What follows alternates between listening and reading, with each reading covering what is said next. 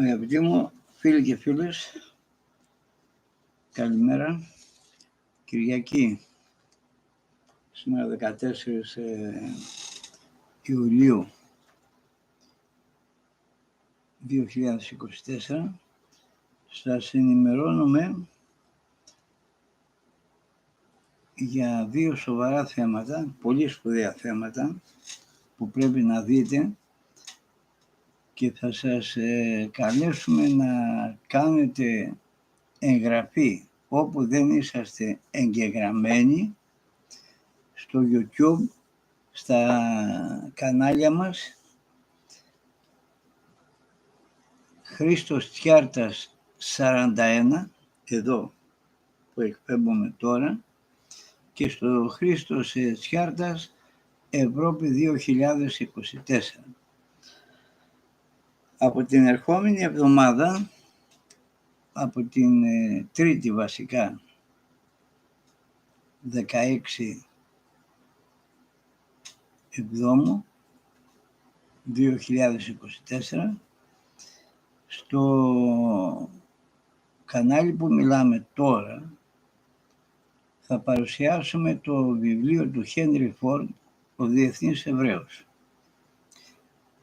Και στο κανάλι Ευρώπη 2024 θα παρουσιάσουμε το βιβλίο του Σπυρντόβιτς, του αρχιναβάρχου του πολεμικού τσαρικού ναυτικού, η μυστική παγκόσμια κυβέρνηση. Για να μην κουράσουμε τους ακροατές μας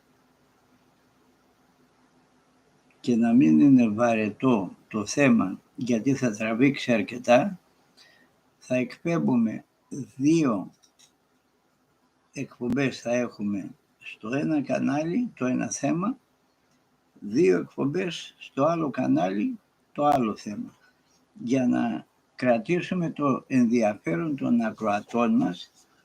Κρατήστε να βλέπετε και την κάρτα. Λοιπόν, για να δω λίγο για το... Λοιπόν, το βιβλίο «Ο Διεθνής Εβραίος» και το βιβλίο «Μυστική Παγκόσμια Κυβέρνηση», δύο εξαιρετικά έργα. Συμπτωματικά, το Διεθνής Εβραίος είναι το 1924, ο Αμερικανός Χένρι Φόρντ, και το βιβλίο του Σπυρντόβιτς είναι το 1925. Πώς γίνεται με διαφορά ενός έτους, 100 χρόνια πριν, να συμπίπτουν για το θέμα των Εβραίων επακριβώς? Προτείνετε στους φίλους σας αυτά τα δύο πολύ σπουδαία θέματα, πρέπει να τα δείτε όλοι. Πρέπει να θυμάστε εθνικισμός ή αφανισμός. Ελπίζουμε να ικανοποιηθείτε και από τα δύο θέματα σας που θα παρουσιάσουμε.